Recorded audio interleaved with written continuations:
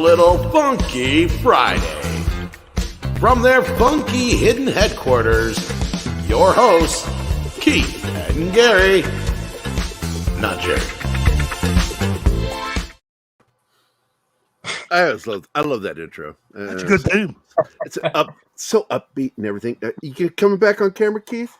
Or are you going to be a Muppet today? The only reason why he likes it is because another grown man is saying his name. Oh, and that, of course, is the lovely Tom Connors from Midnight's Edge. He is lovely. See what I mean? I love that guy. See? Despite the fact that often when he's on camera, he just looks like a thumb in the background. How long until you and Tom share one of those her for she bars? You know, that'd be a great. Oh, man. One of these days, it's a goal. It's a goal. Which one has the nuts? Yeah, 2 girls, 1 candy bar. Oh, no. No way. Kieran, you are here, my friend. Hello. Hello, mate. I'm in the dark here. Yeah, I'm in the dark. UK, you know, we're in the Middle Ages still here in the UK. Yeah, he's here. I'm beginning to regret it. Wait. Are you filming live from the BBC? Because that's how dark it is there, too. And of course, for those of you who don't know, BBC has a different meaning for Keith. Oh. Brave beyond compare. I don't think we can say that C word on there here. Ends with the T. Compare? No, ends with the T. 4-letter words, Keith. Come on. Oh, okay. Yeah, see you next Tuesday. No, the other one. See you next Wednesday? Wow. See light in the tunnel. Everybody, it's happy Friday. I hope everybody has had a good week. We face the weekend, and this is the party that never ends in 2 hours. And we will have fun today. The first hour is with my good friend Kieran Bugg from Geekosity Mag. We are not going to be seeing Mikey for a bit. We all know that he's locked up in prison for many offenses against entertainment. No, he's a crime he didn't commit. We have to break him out. Now our theme song. Dun, dun, dun, dun, dun, dun, dun. And Keith will be Hannibal, and I will be Fish. No, I will probably be Mad Murdoch. That would be me. Well, no, Mr. T. I could do Mr. T. Yeah, a pitied fool. Nothing makes me more angry than people that abuse children. I remember watching that on A-Team going, Dad, what is chitrin? I was really confused by that as a kid. I'm like, what is chitrin? He says children. I went, oh, he says that weird. So what is this week for you? How was your week today? This week, Kieran? Oh, it was great. Thank you. Yeah, been all right. Oh, and by the way, Steven's here. Fast Steven's girls here. Yeah, I noticed. I just tried to forget. I'll draw pictures next time. You what? What did you say? Me? Yeah. I said, oh, I know he's here. I just tried to forget. Oh, you tried to forget. Okay. Okay, that was good. I wish people I talk to. It's great. I got to tell you, I'm really curious because I have a prediction. Yes. This is just understanding how things and people work in companies in particular. I've been in some major companies, including a Fortune 500 company. And my predictions are usually pretty spot on with how people conduct themselves. And my prediction is that Jon Favreau has decided to play the long game at Star Wars. And that his throwing in of mention of Cara Dune, is, you know, people are speculating, oh, he'll recast, maybe. No, he's not going to. He created that character for someone specifically. And mention of it was either A, just to make a point that she still exists in that universe, but also B, what I think this means is the long game, again, that he knows that the administration running Lucasfilm is eventually going to change. And he will bring her back. And she will come back if he invites her. Counterpoint. I don't think she will. The amount of stuff Disney. See, you're thinking Lucasfilm. I'm no. Favreau. I'm thinking pride and respect of an actress who. Really? Do you honestly think? I don't think that will play into it. I think that she would love to have the chance for him to fix what was broken. Okay, I that think could be there. loyalty to Jon Favreau. Yeah, the will loyalty trump- she has for Okay. Favreau is up there, and it still exists. I'll admit, And vice versa, he does with her. So I do believe that that's what he's waiting for. He's just waiting her out, Kennedy. But And didn't she even say though she would not go back? Yeah, she did. No. She did She say did say that. she said that, but with the current situation, Oh. I still think that door is always going to be open with Favreau. I think that door is always going to be open. And is it a back door? I don't know. Maybe. Oh my. Once She they has burn to- KK's corpse in the Viking We're at. funeral, she'll come back. Yeah. At least he'll try to. At least he'll try to.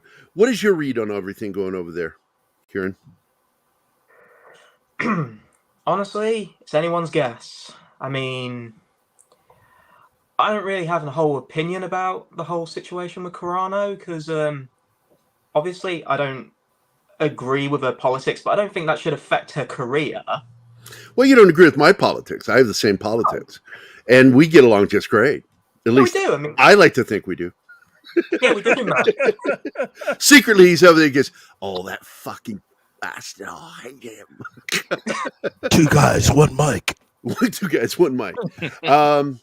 So, but I was looking over there and you got some really good articles this week. Again, you were really pumping them out. I'm busy. What was it? 2 weeks ago, I said, man, what are you doing over there? Not really much right now. Nothing. Now look at you. You're It was all basically over. there was a reformatting going over. Is that? What Yeah. do you mean reformatting? Like there was a restructuring happening over there. Like we lost one of our writers, which was unfortunate. Well, I don't see Joy Lynn anymore. Is that who you lost? We lost Joy and Edwin. Well, they're in the Oh. Philippines. That sucks. I know. They were Because I great. really like Joy Lynn. I loved reading both their work. I mean, they were great.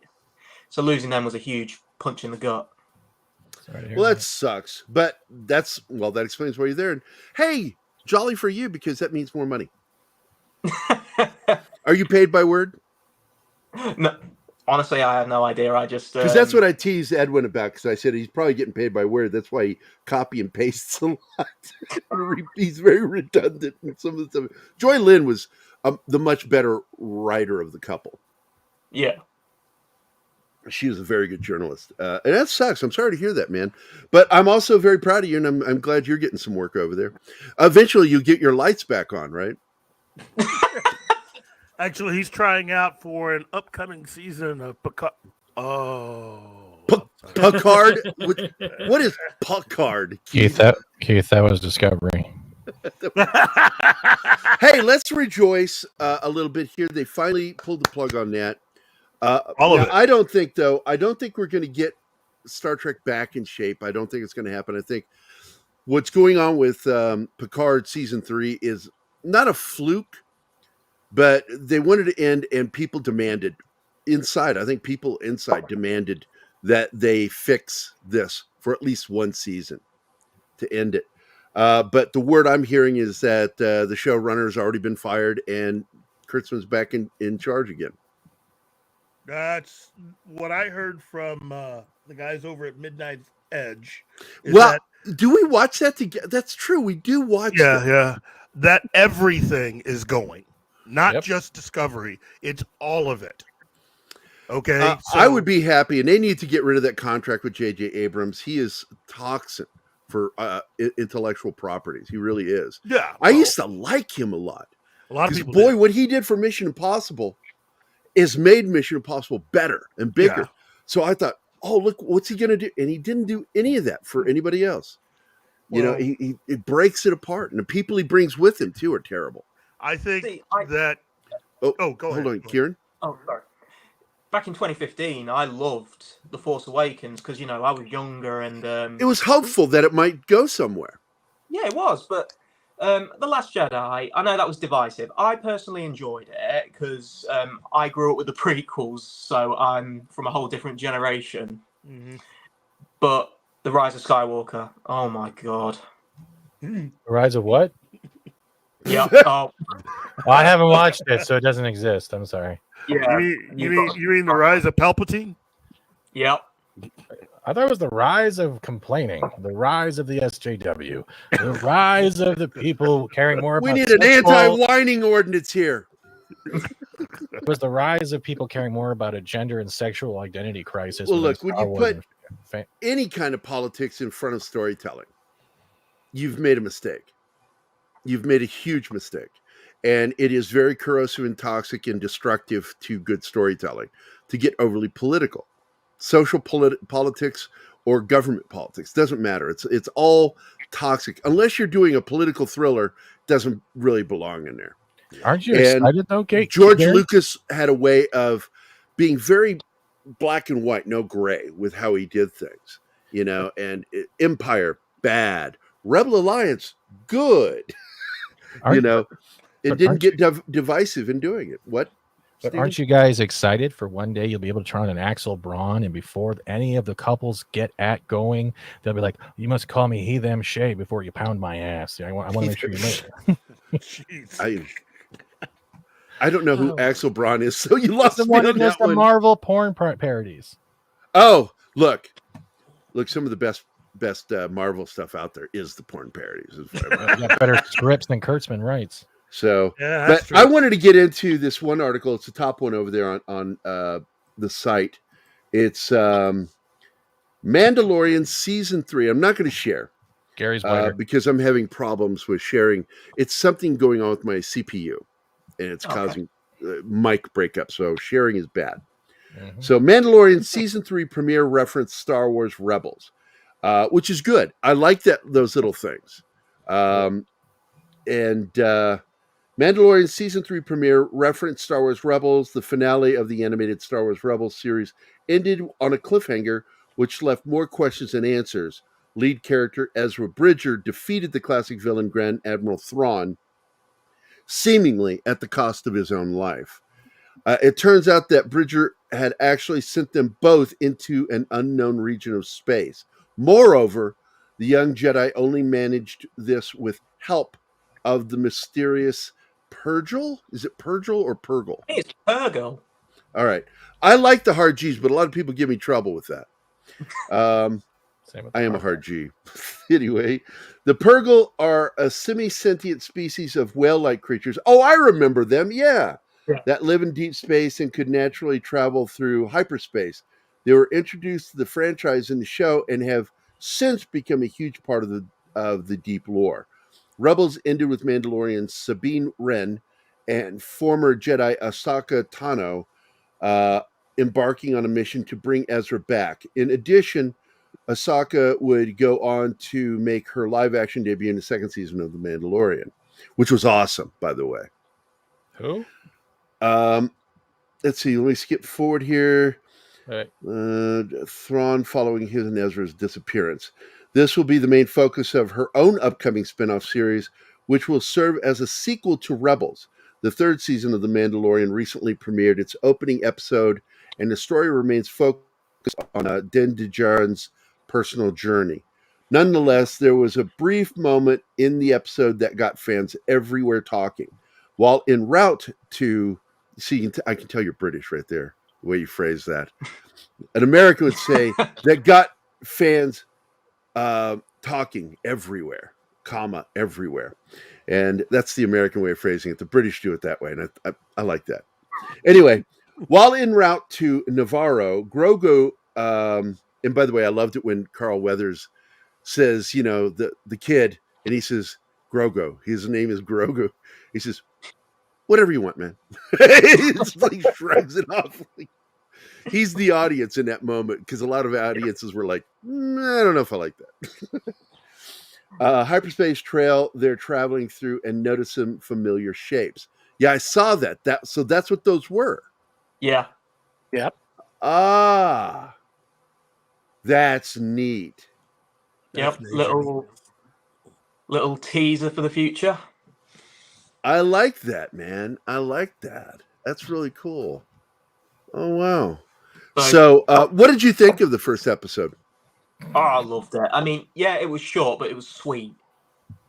Well, Disney says they're going to keep them short, and I wish they wouldn't do that. Those should be 40-minute episodes, 45-minute episodes, like classic, sci-fi TV. But it was short. Also, they didn't do very much. It was really a setup episode. It was all about setting up stuff. And I'm fine with that because they're essential. They really are. It's good for character building, relationship building, and world building. That's what those episodes are for. They're not there to tell you a great story. They're there to present things that will be happening. So, and because this kind of television isn't really technically episodic, it's more of the ongoing story that matters. So you're going to get those. And it worked, like I even say this with Star Trek all the way back in the 60s, that some of the stories that weren't the best stories were great episodes because it was character building for the holy trinity of Star Trek, Kirk, McCoy, and Bones. And it's those episodes that led to DeForest Kelley getting mentioned in the opening titles by season 2 because he had become so popular. And pull that back up into what they're doing here. I like the scene where he meets with, what's her name? Starbuck from Battlestar. Katie Bo-Katan. Sackhoff. Katie Sackhoff. Yeah, adorable. Oh, Adorable. And she's sitting there moping, whining. Lost all my people because you took the dark saber. I got nothing now. that was exactly like her. And my Amazing. favorite moment is as Djarin starts to turn and walk away with Grogu, you actually catch Djarin shaking his head. No, that's a disappointment. And I do believe that the payoff's going to be that he's going to let her win and get it. No, he can. I think it's absolutely necessary for her character to have any meaning. She has to get that sword. But she has to earn it by feeding him. Well, she has to beat him, but she can't know that he's letting her win. He has to be so convincing. Well, if we stick to the lore, if he cheats in that fight in order to lose, he will be cursing the whole movement again. Because he didn't kill Moff. What's his name? Moff Gideon. He beat him and took the sword from him. And that's all they got to do. She's got to get it in combat, trial combat. And I think that's something that's going to happen this season. I think it'll happen at the end of the season. I think it'd be smart to do that for her character arc and her story arc to continue the way it needs to go. It's going to help bring together the Mandalorian again. I think that he's going to have to find a happy medium between the cult and the other Mandalorians. He's got to find it. And he needs to be that, like the Gray Jedi, the idea of the Gray Jedi. He needs to be that middle ground. Or maybe at the end of the show. Thank you, Martin. I just love it when Martin throws in an or. No, please, Martin. Please enlighten us. Or maybe at the end of the show, when the show reaches its finale, its conclusion, maybe he takes the Grief Karga's offering and retires. Or maybe this is getting exciting. Maybe they do the pro wrestling thing where they'll have someone beat Din Djarin, and then Katie Sackhoff can take it off the person that beats Din Djarin. Or the fact of the matter, or there could be a possibility too that, let's say he cannot find the waters and regain his Mandalorian hood, he decides in a way to give up the saber one way or leave it, because he can still leave it somewhere. Kitty can find it, right? If it's just there, he can leave it. It doesn't work that way. Oh, okay. But we're talking Disney here. A lot of things don't work that way, but they still do it. He could actually just choose to make his own clan, and Grogu will be the first one that he raises and trains, because it's technically family. Or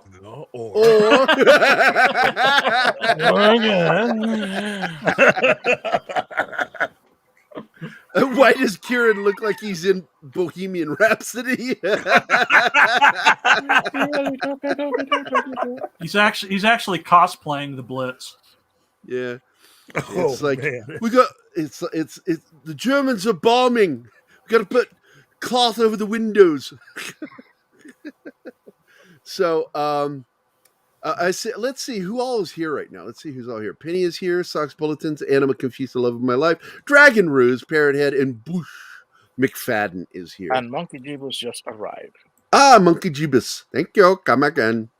And it's good to see you guys. So let's get into this. I don't know if the show got promoted. We're usually at a higher number by now. I don't think the show got promoted. Hey, Sissy. What? Cece is here. Oh, Cece's here. Hi, Cece. So we got another article here that I wanted to get to. Huge Ackman, written by this limey prick named Kieran Bugg. Huge Ackman hints at portraying more than one version of Wolverine in Deadpool 3. Oh, God, please don't. Shh. It's okay. No, it's my not. microphone. I'm tired of multiverse. I'm petting you on the head, Steven. Yeah, I hope you washed your hands. Never. Don't touch me. Huge Ackman has hinted that he'll be portraying more than one version of Wolverine in Deadpool 3. Phase 4 of the MCU may not have met everyone's expectations, but it still delivered the franchise's biggest surprise yet. The return of Tobey Maguire and Andrew Garfield's respective versions of Spider-Man's.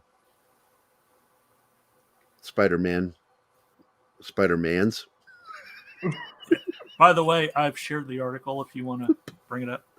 Oh my God. Left. Yep, there we go. Left a collective cheer echoing throughout the world, a cheer that would only get louder. In addition to Maguire and Garfield, Patrick Stewart would also go on to reprise his role as Professor X. Phase 5 looks like it's going to continue the trend, returning favorites. Oh, you spelled favorites with a U. Rule breaker. Very limey.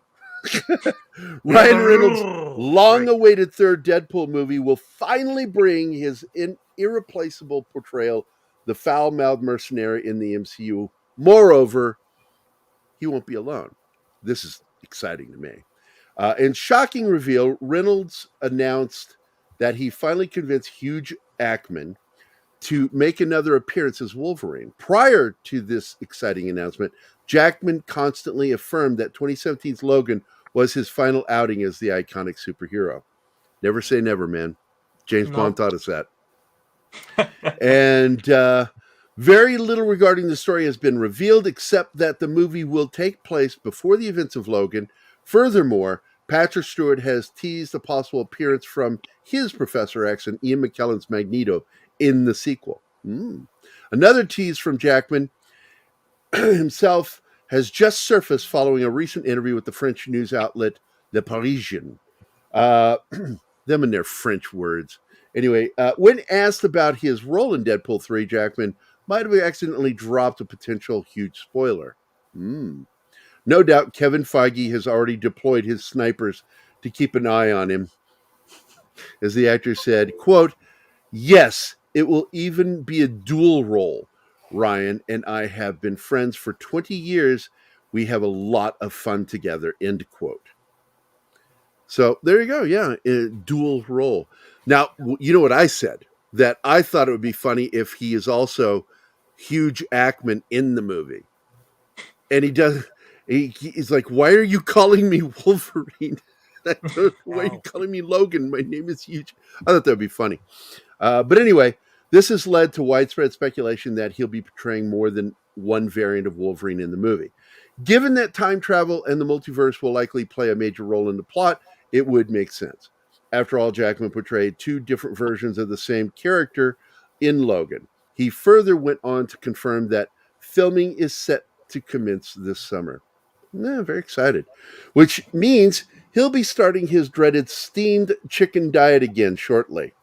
He revealed, quote, "We are filming this summer. That's why I'm so happy to be in Paris right now and to be able to enjoy French gastronomy." Yes, a lot of good food in Paris. Because very soon I'm going to have to put myself on a strict diet to remake my Wolverine body. Steamed chicken and broccoli. End quote. If he is playing more than one variant of Wolverine, expect one to wear the classic and that's what I'm hoping. We finally get to see him in the costume. Too good an opportunity to pass up. Amen. I agree with Well, that. But they've already posted a picture of him working out, and he's massive already. Yep. So, but let's just might hope say he's Hugh Jackman. Hugh Jackman. What'd you say, Steven? Let's just hope that they actually, if they're going to do, we don't know how many variants they're doing, right? So let's just say this: they can go the full nostalgia road and give us, let's say, the '90s cartoon X-Men uniform, and then they can dive in and give us an X-Men Evolution uniform. And if they really want to, they'll dive back into the Fox, because if they're going to link the Fox stuff with the Sony stuff, and please, the Fox God, let Patrick universe exists. It does exist in there because it was in Doctor Strange and the Multiverse of Madness. But Patrick Stewart is old. Picard already ran him through. Just let him go. I don't think even the yellow chair matters at this point. Just let the man do Picard and just relax. He is really showing his age, to be honest. And he doesn't sound good anymore because of it. He's not a doddering old man or anything, but you can hear in his voice he doesn't have the strength that he used to have in his voice, and it's very noticeable. I'm kind of upset that we sorry Kieran, I was going to say I'm kind of upset we didn't get Real Steel 2 first before this. I've been wanting that for a while. What were you going to say, Kieran? I beg to differ, because Patrick Stewart's doing like these commercials over here in the UK for very British tea. Oh, thank God it's not diapers. Yeah, he goes full Patrick Stewart in this. Delivers a very rousing, inspirational speech, and then it all turns on its back, and he goes, "Oh, we're going to go and have a pint at the Dog and Trumpet." And he does sound like how he did back in the old days. I think he put more effort into that than anything else. Was that the tea commercial too? Yeah, it was in the tea commercial. Yeah, I like Yeah, that. see, he lives in Canada, so he gets some of your British commercials. No, it's called the internet, Gary. What's called the internet? That thing you're broadcasting on right now. Good comeback. Thank you.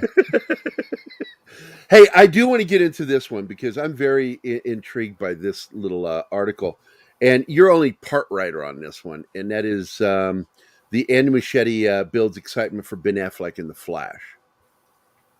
Because there was a lot of rumors flying around that we were hearing, including through your boss, Mikey, that David Zaslav got pissed at Ben Affleck.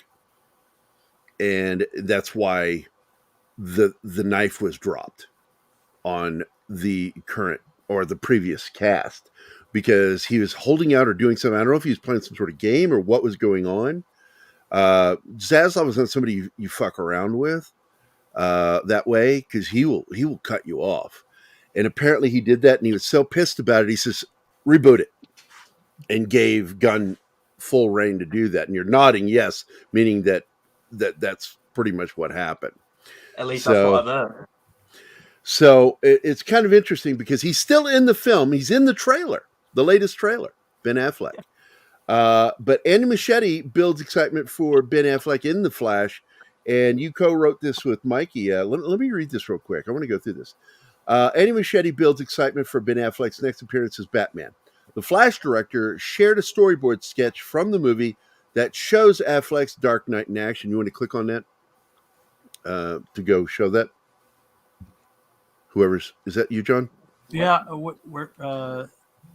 storyboard sketch is right there in the very first sentence. I have to switch. Actually, it's the second sentence. It's the second sentence right under the photograph. You see the word sketch. Yeah, you click on it. I did the window, not the window, the actual tab. The tab. Okay. No one knows how The Flash will turn out when it finally premieres later this year. However, our sources have continuously praised Andy Muschietti's movie. In fact, even Warner Brothers Discovery CEO David Zaslav shared his admiration. He stated, quote, "I saw it and loved it. It's a wow. I can't wait for The Flash to hit the theaters in June," end quote. Biased? Not really. The previous regime was responsible for The Flash. Of course, Zaslav wants The Flash to succeed, but his recommendation truly feels heartfelt. Without a doubt, The Flash needs to crush the box office. The hype continues to build. and the film's generational Batman fuels it. Absolutely. Agreed there. I'm assuming you wrote that paragraph right there. No, I think Mikey wrote that one. Mike wrote that one? Oh, that seems more like your kind of writing. For example, the trailer scene of Michael Keaton proclaiming, "I'm Batman," set longtime DC followers in nostalgia-fueled euphoria. It was reminiscent of "Chewie, we're home" from Star Wars The Force Awakens. Yes, it is fan service, clearly. And Spider-Man No Way Home proved how tugging at the heartstrings can lead to box office domination. Ironically, The Flash bids farewell to the past to Keaton, to the Snyderverse, yet the past is its biggest selling point. Certainly, The Flash could propel Ezra Miller into superstardom. That is, if audiences can get over his recent legal shenanigans. I changed the word. Shenanigans. I swear, if the next one of you says shenanigans, I'll put a bullet in you. Hey, Farva, what's that place you like to go to, the restaurant with all the shit on the shelves? What, shenanigans? Ooh. That's a great clip. If you don't know what I'm talking about, you've missed the best in line. Sorry, I was drinking a liter of cola. What was that? A liter of cola? The movie was announced just under a decade ago now and has hit various speed bumps along the way. Really? Somebody's understating. Is that you or is that Mikey that understated that? Right. It was okay. So far, The Flash has been plagued by several delays, rewrites, and casting issues. Moreover, production had been 4 different directors come and go before Andy Muschietti would eventually take the helm. And this is the problem with the previous regime. They're like Kennedy. They're terrible with picking filmmakers and sticking to it and getting stuff done. From then on, everything seemed like smooth sailing. That is, until all the drama with Miller began. Miller caused quite a stir. I like the understatement there, too, with erratic behavior throughout the past year. As expected, this led to a vocal outcry from fans to have the actor removed from the role. Of course, this wasn't possible since the movie he was in so many roles. They had a chance, but the problem was it's a budgetary issue. Really. They're out of money. Yep. And it was going to cost somewhere close to about $200 to $500 million to bring another actor in and do all the CG to replace him. And it's not cost effective. So you just make do with what you got. And the best thing to do is try to fix Ezra. And that's what they tried to do. They kidnapped him, brought him in, put him into rehab, probably beat him up a little bit with socks and soap inside. Just stop it. So I think this is interesting. I don't like canceling people. I don't care what side of the fence you're on. I think canceling's not the way to go. Protesting's fine. Canceling's a whole different thing. So Flash, due to their involvement, make no mistake, production has been messy. Nonetheless, those who've seen the movie have had nothing but praise to offer it. In fact, with Zack Snyder sadly gone, Andy Muschietti could be the DCU's primary creative influence going forward. What do you think about that, him? Well, I've only seen his It movies. I've only seen those. Which I enjoyed them. Yeah. Second one kind of lost its momentum, but they shouldn't have done it that way. They shouldn't have split it that way. No. But the first one, classic. They should have mixed it just like the book and just like the film, where we're going back and forth. And it was kind of weird that he chose to shoot it that way. And it caused them problems that they had to have the kids come back. Yeah. And they were older. So they had to work around that. So I do like the fact that you bring up Gunn's quirky style is arguably polarizing. And it is, because Mikey and I agree on this, that he is really good at making parody. He is not really good at canon. And it could be a problem down the line for DC.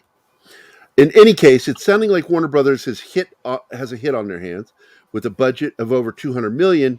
The Flash will. How much do they have to earn back? Because I know that the latest Avatar movie had to earn $2 billion before it turned a profit. Yeah, what is it looking for them? Or any research and development into any other things that they were using behind the scenes. For this film, you've had so much delay. You also have any of the product tie-ins that have long since passed. So you're still going to have to pay money to anyone that had a product tie-in deal with that film. So all in all, I would say add another 200 million to the marketing. So you're going to mirror what it took to actually make the movie. So that's 200 million and 200 million. Add another 200 million on top of that, because they have spent a lot of money on this film, and so much so that they can't really get away with. Do we have an idea what the budget is so far? No. Let me see. Because it's got to be close to, I mean, it's got to be well over 500 million at this point. The best way to look at it is this way: the budget is that if it's that big and that bad, there's no reason why that's the reason why they're not sacrificing it, why they didn't go in the chopping block. That budget must be so important that it has to be played. It's like when you have a full house, but it's the full house you didn't want, like throwing the game, and you're like, yeah, because it's a moneymaker. He's not Hollywood. He's there to make money. Oh, he's straight up businessman, but he just happens to be a DC fan. He loves comics. That's why a lot of Hollywood hate. By the way, I want to say hi to a few more people that joined us. We got, Real Wade Nation is here. Good afternoon. Hope everybody's having a good day. Kieran, here's some of the storyboards. Go ahead and scroll to them. This is showing two Batmans. Is that what we're seeing here? I think it's more of a effect. Or he's moving. He's moving. Yeah, I think he's moving. That's him moving two different positions in one. We saw this shot in the trailer briefly. Where he's wearing the classic gray and blue costume from the DC Comics. And I love the onomatopoeia here. You got some onomatopoeia right here with the spunk sound as he bounces over. I said, when I saw that, I'm like, I hope to God they don't put that in a movie, onomatopoeia, because that will piss people off. Do the whole Adam West thing. Yeah, just don't do it. Don't do it. 200 million is the current is where it's at right now. 200 million. It's high, but that's not super high. We've seen some films go higher. Oh, anything produced by Kathleen Kennedy. Yeah. I mean, the rise of Palpatine is estimated to be closer to 500 million. Yep. So they made two films. It's the same thing with Solo, and they went and reshot a bunch of stuff with the, which I really like the other film, where they go steal the plans and then die at the end. Rogue One was actually, I really enjoyed that film. It was a good film. Yeah. But Solo made a lot of mistakes. First of all, nobody's going to name Han Solo. Han Solo names himself. I thought that was stupid. Also, making him a boy in love was just really weird. It was weird. You can tell Lucas had nothing to do with that story. Yeah, that's not Han Solo. I don't know what that was. But I love Chewbacca and his relationship in that. And it is, in my opinion, a Chewbacca film. That is Chewie's movie. Solo is absolutely about Chewbacca. And I liked that he was afraid he was going to eat him. I thought that was hilarious. He might eat him. But a lot of fun stuff. Train robberies in a world where trains don't work that way on rail system. That was weird. In a world where you create ships that fly everywhere, what's with a rail system? And that was one of my logic issues with that. They did it better, even though I hated Book of Boba Fett. I like the idea of that sand train. That was more logical the way they did that, but something got screwed up in the translation with they were doing it, and that's why Favreau says, "All right, I'm going back to Georgia to work on this other show. I'm not working on this. It's insanity," because he was being forced to deal with things, and that's why Kathleen Kennedy and the Star Wars writer group put his name on it the way they did. Read this comment from Jeebus. Was to throw him under the bus. KK wrote Solo, the boy gets the dog. Wow. Yeehaw. Some people are not creatives. They're not. She is not a creative. Let's see. So, what do you think of these storyboards, Kieran? I think they're pretty cool. I mean, Is this what they're we're going to get definitely- in the film? Because I think this is very similar to what we saw in the trailer. I think we're going to roughly get exactly what we see right here. I mean, the top storyboard is obviously at a different angle because in that one you can see he's holding his gun with his left hand, but in the shot in the film in the trailer he's using his right hand. Right hand, because he's right-handed. Yeah. I'm actually stoked to see this film. I think really am. ultimately, I think no matter what, Andy Muschietti is someone who definitely deserves a contract from Warner Brothers to make whatever the heck he wants. If he was Well, able they need to do this though, Keith. They need to get directors that can make money. Yes, and I think he's one. I'll tell you right now, I guarantee you that if Zaslav and company don't move quick enough, I guarantee you Kevin Feige will approach him because he's just going after everybody because he needs to. There's some really good articles here. I don't like.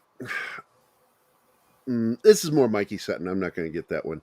Let me see. James Marsden open to return as Cyclops in the MCU is really good. He may actually be able to do that. The Shazam thing, I really don't think it's going to do well. I think the film's going to tank. Yeah. I really. Christopher Nolan grateful for how Zack Snyder inspired iconic scene. I like that article. Who wrote that one? That's both of you. Okay. Don't care about the Cobalt Blue. Luke Skywalker, Princess Leia, and Han Solo short films reportedly in the works. Not interested. I got to tell you. I got to be honest. I don't think most fans are interested in that. Yeah.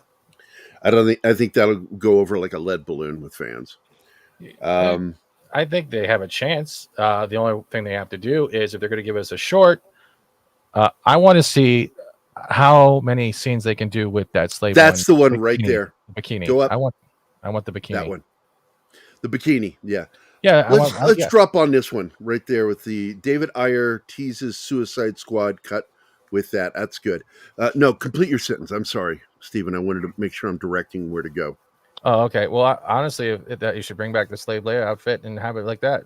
Oh, give us a powerful woman story with that bikini. I'm sorry. Well, it's basically a remake of 9 to 5 on Jabba's barge. Or he can do Coyote Ugly. 9 to 5. No, Coyote Ugly. Coyote Ugly, but they're all wearing slave Leia costumes. Is anyone not down with that? I would watch that and have no guilt over it. So let's get into this. David Ayer teases Suicide. What's going on here, Kieran? Well, out of nowhere, David Ayer shared a photo from his cut, and it showed Jared Leto's Joker wearing a different jacket. That scene in the movie where he's saving Harley Quinn, and he's wearing the tuxedo like in the old Alex Ross drawings. Artwork, right? Yeah. But instead of being plain black, the tuxedo jacket has got gold trim throughout the sleeves and the lapels. They've got he's got the all-seeing eye on one side, and he's got the memento mori image on the left or the right lapel, and the all-seeing eye on the left one. Keeps in touch with his take on the character. Yeah. I'm not a big fan of his Joker, obviously. Me either. We haven't seen him actually go all in. I hated the teeth. I hated the teeth. That was one of my big beefs. The tattoos is what. Yeah, the tats just all ridiculous. But I still want to see the Ayer cut. If it exists, if it's going to happen, and I do believe it does exist, I like to see it. I would like to see his cut. I would, because I was disgusted with what we got. I mean, there's not many movies that I would literally fall asleep watching, but that was one of them. And don't get me wrong, there were some good moments in the film, but basically, in my opinion, it was it should have just been a straight across adaptation of Arkham. Yes, it should have been that, because they took 3 events from the animated film and put it in there, and I'm like, oh, that's right in there. And I think it was in comic book form first, though, right? Assault on Arkham. Yeah. So, yeah, think- it's too bad. It was just way too much interference. I mean, ultimately, this is a film that was nearly done when Warner Brothers came and decided to make all the changes that they Well, decided to make. because it originally was directly connected with Justice League with what's his name, the villain, Steppenwolf. Yeah. And then they just took all that out and made it all about the magic character. And I'm like, no, this Yeah. They spent a lot of money in trying to basically try to brighten up the movie, adding more jokes. Right. But ultimately, go ahead. What, Kieran? Basically, make it Guardians of the Galaxy. Yeah. Basically, that's exactly what they were trying to do. But again, it also showcases what I've been saying, which is they had no one in charge of DC because they never gave Zack Snyder any power to do anything. From the moment that Batman v Superman came out, the executives acted like they were running the show. The thing is that they've always ran the show. It was easy for Snyder to be let go eventually because he was never really in charge.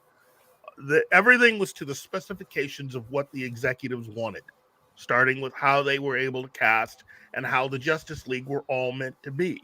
And from that point on, it was their show, Yep. So that's the reason why I keep saying, it may have been the Snyderverse, but that's a term that hides who was actually responsible, which is the executives.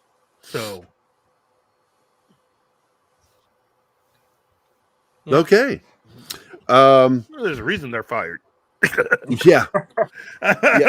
Well, Grace gets out there and is like trying to guilt people over them being fired. See, you look what you would have had if what we got. I'll tell you what we got. 10 years of a lot of waiting. Yeah, Yep. they wasted Henry Cavill. They wasted Cavill. They wasted The Rock. Affleck. They wasted a lot of good actors and people that would have given us a lot of great entertainment. So yeah, you deserve to be fired just for that. Yep. You're idiots. I don't know. Tell me how you really feel, Keith.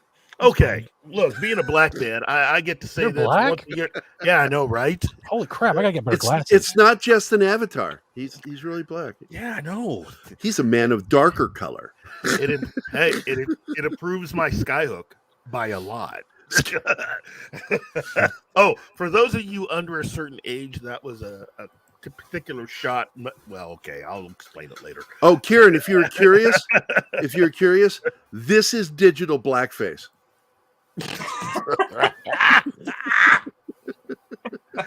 Yes, Oh. Mom and Dad, these are the people that I choose to spend time with. Oh, So- And Kieran, I got one better. Here's digital Down syndrome face. oh, jeez. Oh, I'm so going to hell for that one. What? Stop laughing at it. You're only humoring him. I know it. Misbehave. Look, at this point, I am committed to the fact that I'm getting a really nice apartment with a nice view in hell. So I guess I wear a helmet every time he goes out of the apartment, just in case. they need to make a song up for that, for me being Down syndrome baby. It's just a Down syndrome baby. he's down with sickness. And God bless those with Down syndrome. They're some of those wonderful people. I've worked in a DD field for many years, and some of the sweetest hearts I ever met were the kids and adults with Down syndrome. And sadly, when I was working in a field, there were very few that were over 40. Fire truck. Sorry. Because I don't think they live for very long. And it's sad. They have so many incipient conditions with the Down syndrome, and it's sad. Yeah, usually there are problems with their hearts. Mm-hmm. And but I got to tell you, they could be the brightest part of your day. I think. No, I'm not going to tell that story. I have a funny story with one that just I don't think I'll tell. That's personal. I'll share that in private with you guys, but not on the show. Someone messaged David Zaslav and tell him to bring back Babylon 5. Look, they were working on it. Yeah. Have you heard anything on that, Kieran? No. What is going on with that? Because Warner had that in the pipeline. Honestly, The I have new no Babylon idea. 5. What? I have no idea. Uh-oh. Well, there you go. Is it? That's your next mission, if you should choose to take it. JMS. Find out what is going on. JMS does have things on his Patreon going on, but it's for members. It's not allowed to be shared. So even if we do know something, I am promised not to share anything. So it's all waiting on JMS and what he decides to take off his Patreon. And Does he promise not to say things about you? Yeah, that's it. That's exactly it. Gary, you found me. That's the I'm only way secretly I'll his keep lover. that private. Yeah, I'm secretly his lover. Just saying. Yeah. And Tell him I said hi. Oh, Well, sorry. Keith, you're in that Twitter group. You know what I'm talking about. do it in the Yeah, middle I of sex. That'll be funny. Oh, by the way, Keith says hi. Who's Keith? Oh, the only black guy on the internet. The only black guy, a lot of white people. Say it between grunts. say it between those filthy, dirty grunts. Oh, jeez. The images. You're welcome, Kieran. You're welcome. God. Oh, I need therapy. Man. So Wajid Leakey is here. What's up, Wajid? Assalamu alaikum. I can't help it. Whenever I say that, I sound like Pauly Shore. Because it's funny when he says it. It's funny the way he says it. Wow. Assalamu alaikum. Wow. You do sound like it. Wow. Wow. Wow. Wow. Yeah, there you get a little daisy. You get Owen Wilson. You know I have to put it up. Why is there so many commas? I don't know, but it's weird seeing me judge me. Behave yourself. Yes, sir. So any comments there we need to look at real quick? You see anything here that we should comment on before we go into our first commercial break? And I hope everybody understands that the reason we do the commercial breaks is because we're on radio now. So it's part of it. I heard that people were irritated by that, and I'm like, it's a show. We're doing a real show. It's a show. We're legit now.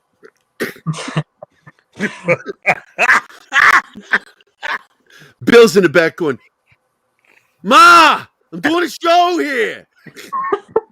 Get more cheesy purse. Actually, he's still sitting there going, Keith is black? Not the voice. Finally, we hit the ESG. We hit an ESG on our radio show. All right, black guy. All right, and he speaks English. All right. That's worth at least a couple points. You gotta go. It's against Disney, and right now they're beating you with Peter Pan and Wendy. I got to tell you, even my woke friends are like, "That's a bridge too far." What the hell, man? That poster. Because it's a book. Before it was anything, it was a book, and you've got to be true to the book. If you're not true, even Hook was true to the book. If you're not true to the book, you're disrespecting the source material. And this is a big thing you'll find with me. Mine is less about woke and more about being honoring the creation by the creator and honoring the creator in the process. And if you change things too much, and I'm not going to say any particular movie by Marvel that did that with a particular Jack Kirby characters that he created, that they went and completely gender flipped and everything. Jack and Jill? Jack and Jill. And just, it was such an insulting film to Jack Kirby. It really was. And it's like, look, man, if you can't honor the source material and the creator, don't do it. Don't do it. Yeah, they were having a discussion about that and talking about the fact that Vicky isn't the only one that has basically gotten all the woke points there. It's pretty much everybody that is running Marvel, meaning that getting rid of Vicky will not fix it. I mean, you literally have to get rid of. I agree. Shut up, Biden. Anyway, Come on, man. we got to go. I will not shut up. I love that Wendy. Come on, man. We got to go to our first commercial break. Bill, take over, man. Take us. Hi, guys. This is Gary from Pop Culture Minefield here on KGRA, and we're leaving for our first break. I hope we survive. A birthday without her mom. An anniversary without her husband. her wedding day without her dad. These are the days when military families feel it most of all. The loss of their soldier, their sailor, their airman, their Marine, their Coast Guardsman. Families never forget their loved ones lost to war or illness or suicide. Families never forget, and neither do we. We are TAPS, the Tragedy Assistance Program for Survivors. We provide resources, support, and comfort to heal the hearts and meet the needs of grieving military families, all at no cost to them. Your generosity can make an enormous difference in the lives of the families of our fallen military heroes. Our military families need to know they are not alone and they are not forgotten. Show them your support at taps.org.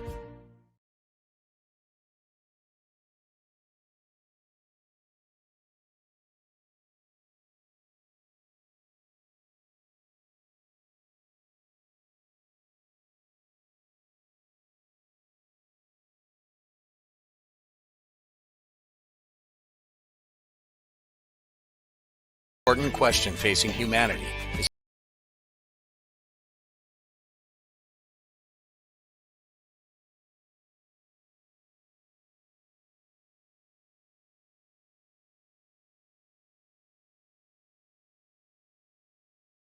won't you join us?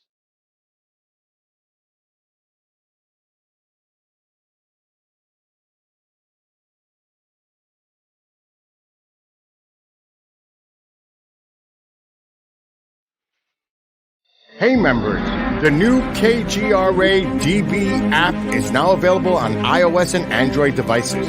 Gain on-demand access to any KGRA DB programming. Download any show directly to your mobile device to listen or watch on the go. Go to the App Store and search KGRA DB. Oh wow, we survived! Welcome back from the commercial break. Now for some more pop culture minefield on KGRA. So we're back. We watched the Little Mermaid trailer. No. Kieran, I want to thank you for being here, buddy. I appreciate it, man. I hope we did some coverage. Were you happy with the coverage of your articles this week? The ones I picked? Oh, it was great. Thank you. Oh, you bet, man. You're a very good journalist. You're very good at your job, and I love you as a person. You really are. You're a positive force in the universe. You rock. And yeah, if we could just get rid of the English accent, you'd be perfect. Wow, he went there. By the way, I am going to be sharing a link with you privately for the show with the character Harry Palmer. Because I've got it all collected. I'm going to give you a chance to finally watch the movies. Yeah, thank you. You bet, because you really, as a Brit, you are failing as a Brit, not knowing that movie. You really are. But hey, before you go, my good friend Paul is here. Paul. Hello. Paul, this is Kieran Bugg from Geekosity Magazine. Kieran, that's Paul. What's happening? And with that, Kieran, get the fuck out of here. Get out of here. You got other things to do. Jesus, stop hanging out, man. I love you, buddy. I love you, Kieran. I love the German. I love the Germans. I don't think we have enough tea to support two limeys. Two limeys, I know. No, not the tea. Not the tea disses. Oh man, I'm out as well. No, Paul, no. Anyway, Kieran, thanks a lot, buddy. You take care and have a great weekend, okay? Yeah, just give him your tea. And I'll send that link to you this weekend. I will get it to you. Cheers, man. Take care, Kieran. Bye. Cheers, mate. Guys. Bye. Nice meeting you. Bye, Kieran. And I'll bring you up here and bring you up here and put you over here. And yay! Oh, no, Joe Biden here. Joe Biden. He's got the voice app. I can't support that big fat man. Come on, man. So he's talking like Joe Biden and making fun of me. He's dissing me. He's dissing me. I got Paul. hair in my ice cream. I'm going to save it for later. That's pretty good. I know, isn't it? So, what is that, Paul? It's been a while since we had you on. Yeah, I think it's been over a year. It was over a year ago. In fact, the last time you were on, I think she was still pregnant. Yeah. So, been about a year. Moved house as well. Everything's kind of... We just moved in on Monday. Everything's I've got a really good background here of loads of stuff, comic books that I was going to put as the background, but I didn't. So you just got these blank shots. So I'm going to do this. I'm going to put us small and make you huge. Oh, you covered everything on your shelves. Yeah. But this is not the same room, is it? No, I've moved house. I've just told you. Oh, shit, that's right. I just told you 5 seconds ago, man. What the hell? Yeah, but I was looking at things, and I get books? distracted when I'm looking at things. Do you got coloring books? Read them, yeah. It's the early onset Alzheimer's. We just go with it. Oh, but I am curious. I taste purple. You did one of the best breakdowns of Luther, especially on season 5, and I've told people I've nearly died twice watching your show because time. Well, insulin again. I'm not allowed to do my insulin when watching your show because I will end up in the ER because I get so caught up in what you're doing. In fact, the one time was your breakdown for Tenet. Yeah, I remember your last breakdown. It was really good. I'll get you next time. Yeah, you'll get me eventually. But you have some of the best breakdowns, and I tell people all the time, I have caught new rock stars stealing from you because you were first with some of the shit you do, and nobody does the dad jokes like you. Yeah, exactly. That's my USP. And I'm also proud of. Now we introduced the world to Mikey Sutton from Geekosity, who has just blown up all over the internet, and you officially went by your name on this show, our show, for the first time. That was the first time you did it, where you let your it wasn't just heavy spoilers. Yeah. What was your nickname? Definition. Definition. You're like the good luck Chuck of YouTube channels.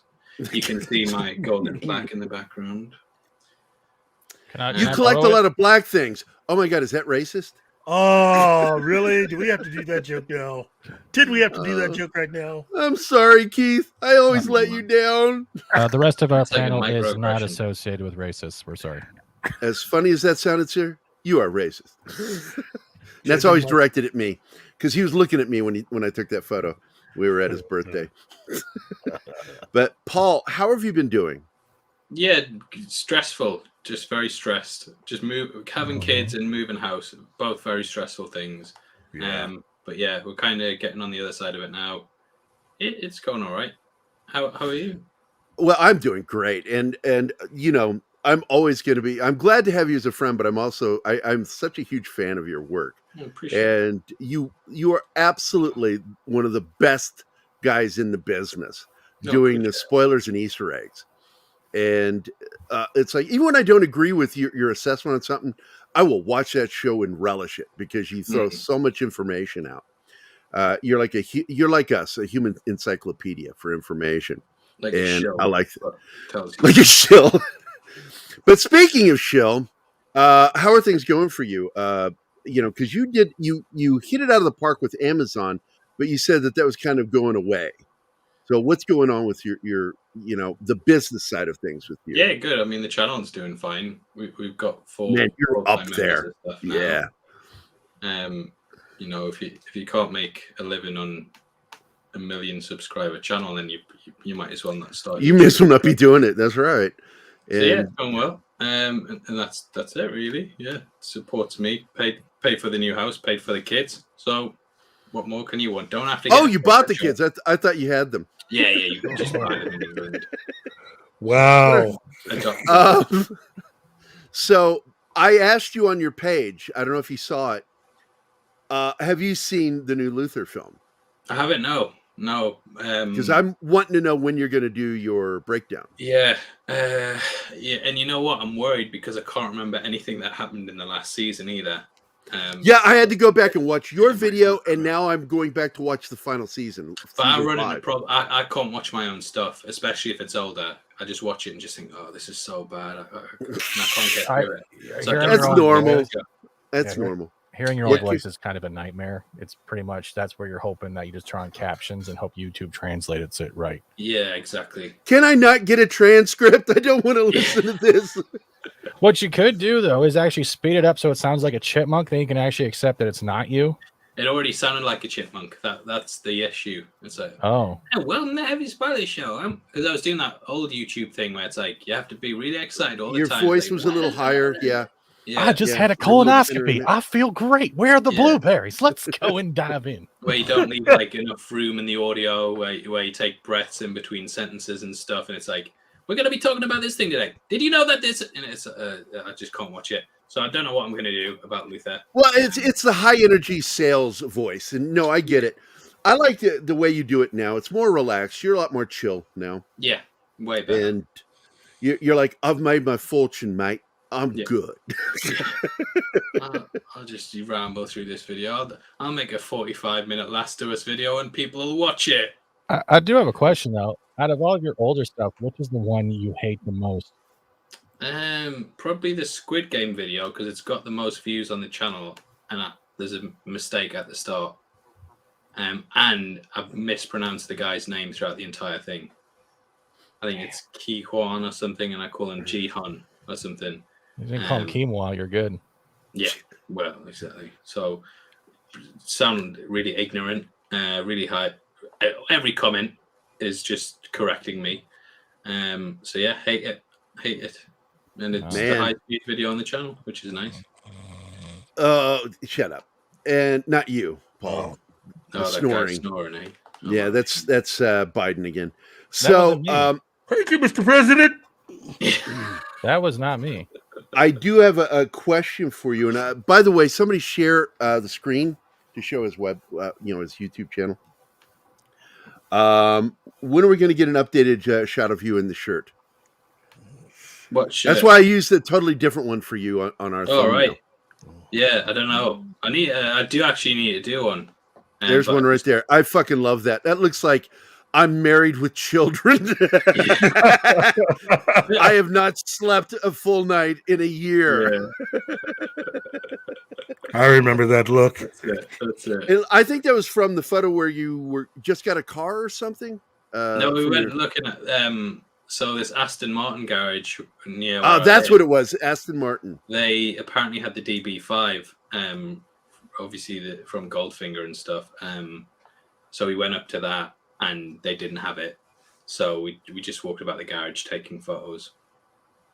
Either way it goes, I love that picture of you because you look energized, but at the same time worn out. Yeah, like that was the thing. I was like, oh yeah, it's nice being amongst Aston Martins, but then it was like, well, the reason I'm here was a waste of time because we got told there was this big party and everything. And then we got there, we're like, oh, we didn't actually end up getting it in, but feel free to look around. I was like, oh, all right, might as well. Okay. Imagine going to a car shop, not buying a car, and just looking about. And that's basically what it was. So that's the story behind the photo. I'm sure everyone's very interested. Here is your YouTube channel: breakdowns, reviews, theories, and spoilers at Heavy Spoilers on YouTube. And you just did the. Is this the new one, right? Oh yeah, The Last of Us Episode 7 breakdown. God bless you for being able to watch the show. I can't finish it. I enjoy it. I think they've dropped the ball a bit recently. Episode 1 was really good, and then they lost me at episode 2. Oh, really? That quick? Yeah. It was very quick. Yeah, but I'd say about episode 4, 5 that I started to go. It's kind of becoming a bit formulaic. Meeting someone new every episode, they end up dying at the end of it. Yeah, not much dynamism. Everyone was ripping into Ben Shapiro. I'm not a Ben Shapiro fan yet, but they were ripping into him saying because he complained that there wasn't much infected in the show, but there's not really that much infected. Well, they're not infected; they're taking over. This is a host creature, fungus. You know, and I told people, because the thing I liked in episode 1 was that opening scene with actors we'll never see again, but they're great actors. Yeah, talking back in the 60s. About bacteria and virus, and I always tell people, I said with bacteria and virus, my 20 years in the medical field, I learned that there's always going to be 1 to 5% of all humans that will either not get sick at all, because of mutations in our own species. We have mutations all the time, and or we become carriers and not be infected. Yeah. But fungus is 100% death. Yeah. And that's what's scary, and that's what I liked what they did with the show is they did that. And episode 1 was really good. Really, really good. Yeah, there was a point where I was like, "This is better than the game," and I really loved the game. And then it just kind of. I mean, I couldn't get into the game either, and I think maybe that's my problem, Paul. Yeah, I couldn't get into the game. I like first person shooters, but the way they do the game I just couldn't get into it. And it has nothing to do with the story or any of the politics. It just had to do with I wasn't interested in that kind of gameplay. Yeah. But I was enjoying that episode 1. It was really good. As a standalone movie, the pilot, first episode was really, really good. Yeah. I just couldn't get into the second episode. Fair enough. And but what do you mean it's because it was about women? Don't call me a sexist. It's bad enough I get called a racist. No, it's not that. I really like stories with women. Strong. Name 5. Yellowstone, 1883, 1923. There's 3. That'll do. What's that? That'll do. That'll do, mate. I like. Nobody writes like Taylor Sheridan. Taylor Sheridan is the best screenwriter on television. Period. Yeah. It's just nobody writes women and men the way he does. It's so different. The Mayor of Kingstown is something else. Blows me away. Tulsa King. Holy crap! This guy writes high drama and then turns around and does Tulsa King. What a fun show! I mean, it's a little cheeky. Not seen it. Oh, you should check it out. It's actually cheeky, and Stallone does a good job on it. Nice. But I like your breakdowns no matter what. I'm looking at a bunch of them right now. And what is it? Where's that one I saw with? There it is. Christian Bale back as Batman, new cameo. I watched that video. That was like a couple of weeks ago. I saw that one. Turns out it's George Clooney. I'm devastated. I know. I was so in on it being Christian Bale, and then after the video, when it started coming out was George Clooney, I was like, oh. I mean, I get it's probably a fun little joke, but isn't George Clooney just a continuation of Michael Keaton's Batman? Yeah, he's in the same universe. Yeah, because it went from Michael Keaton to Val Kilmer to George Clooney, but it's all the same universe. So that doesn't make any sense. Same Alfred. Well, I mean, same Gordon. It's the same up to a point, it is definitely the same up to a point. Whereas with Michael Keaton, once you get past Batman 89, it's pretty much an entire universe built around his strengths and weaknesses and everything that you saw in the first film. Once you start getting into, Batman Forever or Batman and Robin, those are actually based on other versions of the comics throughout the decades. Yeah. And so Batman and Robin is actually based literally on the way the comics were in the 1950s, which is what was the actual basis for the 66 Adam West series. Yeah, so, but I mean, it's a continuation of that universe, though, isn't it? Yes and no, because the aesthetics kept changing. Gotham got more and more weird. They kept adding things. Yeah. You see it kind of like a creeping sort of different. Yeah, Anton first had the best version, in my opinion. Yeah. And then they just kept building up to the point where you started out with this city that, was kind of grungy, kind of looked like Chicago in the 1950s with the first Batman film. Mm. And next thing you know, with Batman and Robin, well, really with Batman Forever, you got this ever-expanding cities and these huge statues that you could drive just off holding of. Stuff up, yeah. Yeah, it was just it's out of control is really what it is. So, Anton's first idea was that hell erupted and grew upward. And I liked that idea. Yeah. Yeah. And he actually had like a good design with his stuff. Everything kind of fit together really well. I don't know who designed the other films, but you know what film surprised me that he was the production designer on? Full Metal Jacket. Oh no way! I rewatched that last week. Yeah, we did we covered it on Monday with a Vietnam War buddy of mine. Oh, cool. We do a breakdown of the show, do a slideshow where we talk about the whole film all the way through. Yeah. And I like doing those. Those are fun to talk about a movie that is important. Like Saturdays, we do something akin to that on Saturdays now, where we talk about TV shows, movies, or studio networks that really did something amazing, and when it happened and what it did. And what is tomorrow? We're doing Star Trek, the animated series, right, Keith? I thought it was Space 1999. It might be. I forget because I made a whole bunch of them. Yeah, and you talked about it last. Oh, it is Space 1999 because that changed the game too. Because up to then, all we had on TV was Star Trek for good science fiction, and then reruns of whatever else. And then this limey, Jerry Anderson, comes up with this idea for. He left the marionettes behind and did a live action sci-fi show. He did it with UFO first, and then went just a little further because what I understand is UFO. Third season was what ended up as Space 1999. Is the way it was explained on the documentary, which is really cool. Do you know much about Jerry Anderson? Not really. It's Thunderbirds and shit. Or am I thinking? Yep, Thunderbirds, Captain Scarlet. Captain Scarlet, yeah, Joe 90. Yeah, of course, another guy. Yeah, best friends with them. Well, you sarcastic bastard. No, I love Thunderbirds. Tracy Island, had that as a kid. That was the big toy of my generation. Yep. That and the Megazord. Those two things, they were the big toys.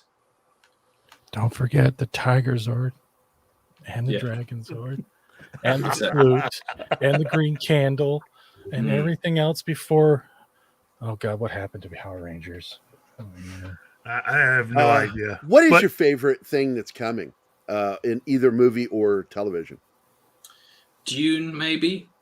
Quite looking very excited about that. The second film. Yes. Yeah. House of the Dragon. Did you not enjoy that first season? What a great season, man. No, I loved the first season. Really enjoyed it.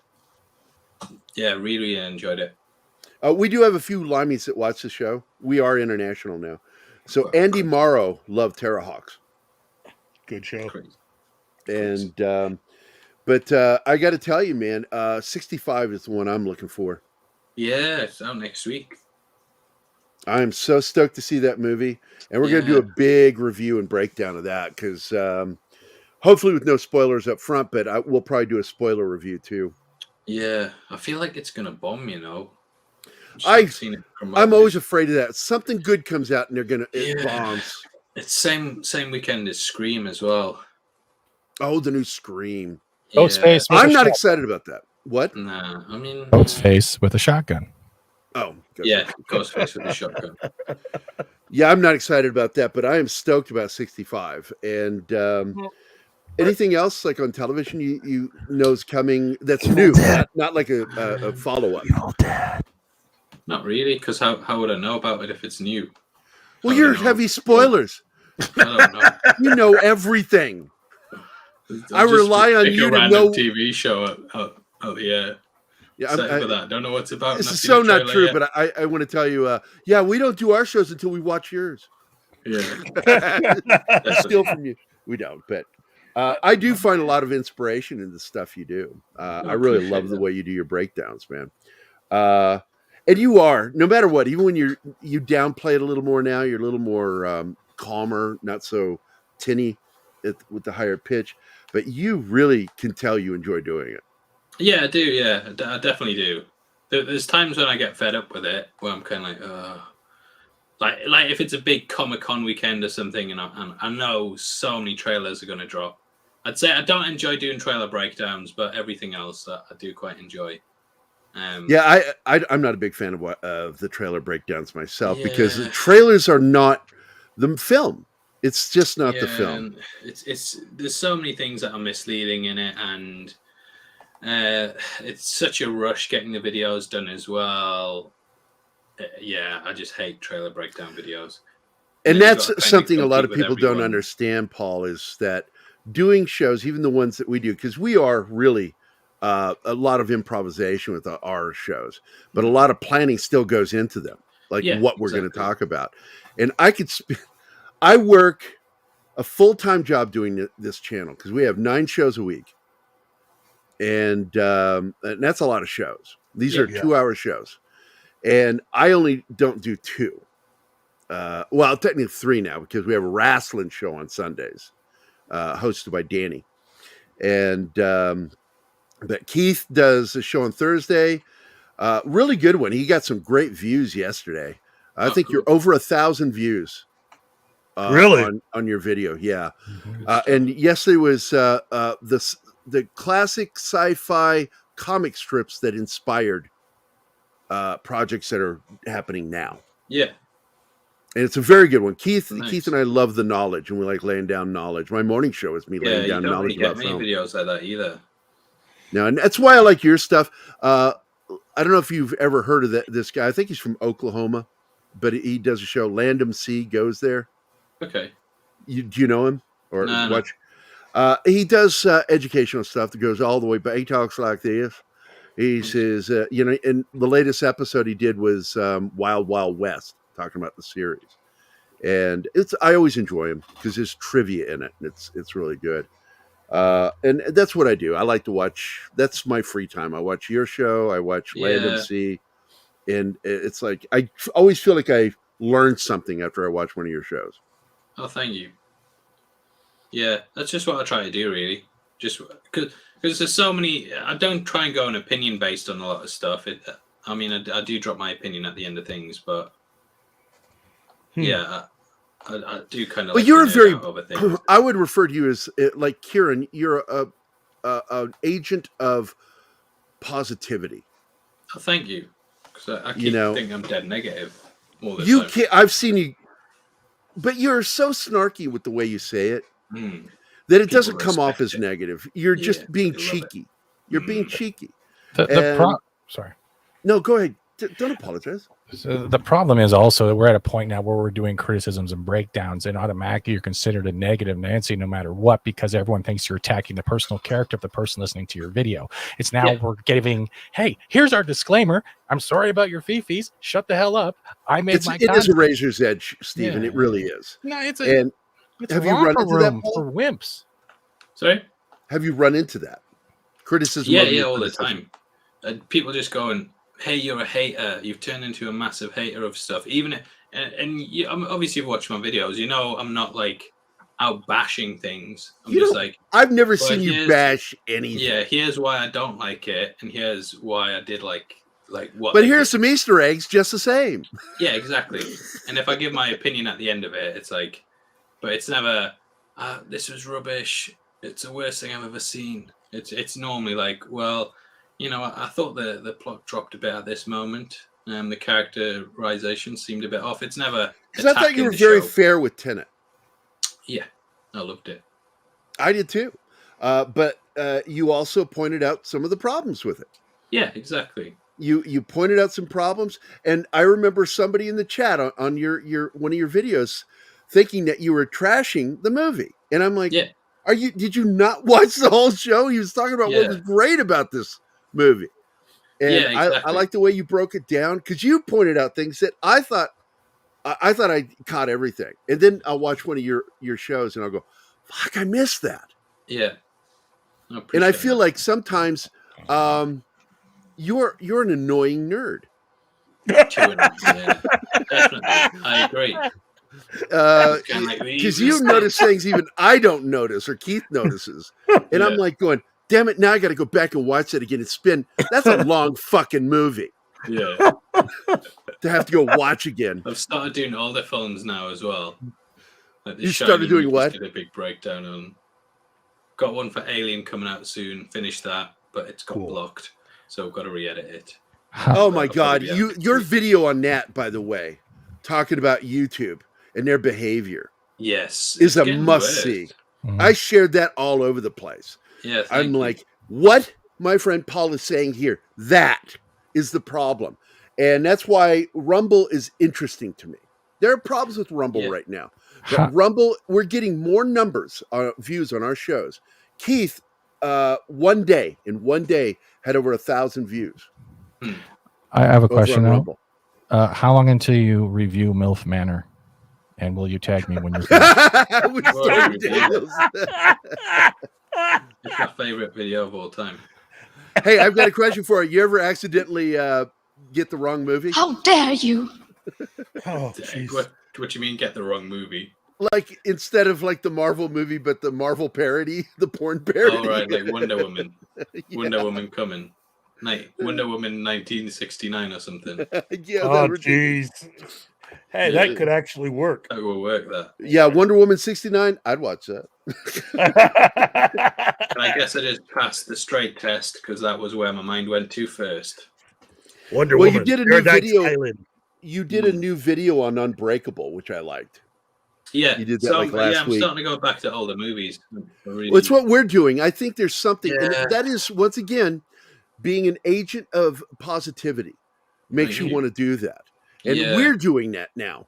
because I don't want to just keep ripping Marvel all the time. Like I'm really not Amen. enjoying the new Marvel movies, and I obviously built a big following off it. But it's just getting boring. Being like, well, this is the same criticism as last time. Yeah. You know, I don't find wanna- yourself being redundant. Yeah, exactly. I don't want to just keep making the same video where I'm complaining about the same things. I'd rather go, you know what, we'll go back and do Unbreakable instead. And I got to point out, the way I phrase it, I don't know if you would ever go that far, but I said phase 4, Feige shitting the bed. Phase 5, Just too much. it's more shitting of the bed, but this time by Victoria Alonso, Feige, and that other asshole, Keith remembers the name of, I never do. Their partner. It's like, hey, remember the guys that shit the bed in phase 4? They're promising you no more bed shitting, but it's the same guys that shit the bed. Yeah, Nate Moore. Yeah, him. Yeah, they just hired the guy who did Quantum Mania for Kang Dynasty. It's like, Yeah, I know. why? It's like, it's just that exasperation. So, I and it's mean, the the same Kang thing. stuff was good in that movie, to be fair. That was well written, but everything around it was a complete Oh, and mess. substandard effects. Everything looked awful in that. It just, it was not Ant-Man. He should have been fighting and doing the size thing over and over again. Nothing, none. Yeah. But I want to point out that what you're saying is actually really what led to us doing what we're doing.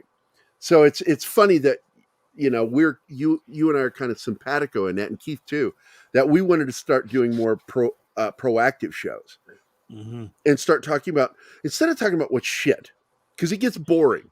Yeah. Doing that. And Let's talk about the shit we love. You'll find the audience drops off quite a lot as well if you just keep doing that. I mean, there are some channels that just complain about everything and it works out well for them, but it can only go on for so long before people just get annoyed with it.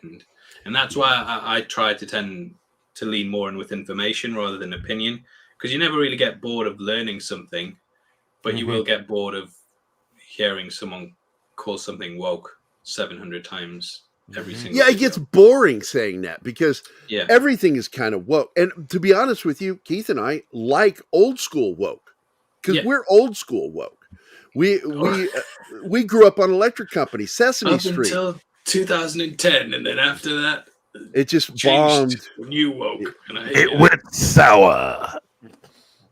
And these people would yell at Keith and call him a white supremacist for some of his positions, even though he's quite liberal politically, and it's just ridiculous how political it's become, the landscape of entertainment. It's entertainment for a reason. Well, not everybody loves me. Yeah, I think like the often as well when you hear the complaints about it, it's always in the lead up to it, and then when you go and watch the movie or the show, it's not that big of an issue a lot of the time. That they'll be like, we've got a really diverse cast, we're pushing all boundaries, and then you go see the movie and it'll just be like totally fine. There's nothing like that in the movie. The characters are just played by in those situations I say stop making a thing. Stop making that a thing. Focus on promoting the film. Stop making that a thing.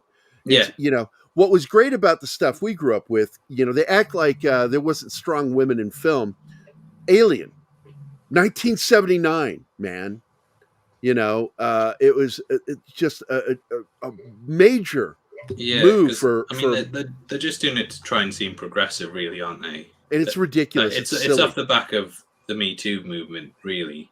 where they've been like, look, I know you guys called us all sexist because of Me Too, and there was so many horrible executives, but look how progressive we are with women now. And it's like, I don't know, in fact, I consider it more reductive today. Yeah. If you have to take a Latino character, superhero character, and basically give him his power back by making sure he gets water on his lower backside, then I mean, that's just too much. That's just too much. Yeah. Now, I would normally like to. I love showing pictures and stuff, but I didn't ask for permission up front, so I'm not going to show any. Because you and your family are just gorgeous. You look like something that I would want on my own personal Christmas card. Yeah, it's like, this is me. That's on your Christmas cards. Yeah, exactly. My fake Christmas cards I sent out. Oh, the Cassells are nice. How come he doesn't look anything like that photo in person? But there is one photo I love showing of you to people, and it's something that you need to have. I know you have pride in this. Is this one right here? Yeah, thank you. Appreciate that. It's the best day of my life. It's my greatest accomplishment. This is before your children. You know what it is? I'm going to burst everyone's bubble. I felt so down on that morning that I hit 1 million subscribers. I hit 100,000 subscribers. I was over the moon. I was loving it. I felt so great. Hit the 1 million. It was just like, what do I do now? Because I'm someone who likes to work. It's towards terrifying. Things. And exactly. And I'm like, I'll never hit 2 million. So this is it. And it's just going to be going in circles. So yeah, something to look forward to. I keep telling people that, like, oh man, I wish I had 1 million subscribers. I go, you don't, mate. You don't. Because when you have a video that bombs and you've got 1 million subscribers, it feels like a kick in the balls. Oh, I bet. What is your least watched video? Oh, I don't know. This week, can we forgive Abby from The Last of Us Part 2? No. Controversial video. Nice. So that's on 35,000 views. It's at 34 point whatever views. Which, when you have 1 million subscribers, it's like, oh shit. See, they're gonna go away. The worst part about Abby is I recently did a live stream playthrough of the remaster, like the original Last of Us remastered the whole game, right? And people have never seen that. So they played that through, they got attached to the characters like we all did. And then I turned on Last of Us 2. And as soon as we got 2 hours into that scene with the golf club, afterwards, you have no more emotional attachment to that game, and you literally don't even want to play it. Like, you have no drive. That is what Druckmann has done to Last of Us. You can hear it. And it's just like, I'd rather just crap in my bed because I would have more fun. It's literally that emotionally draining.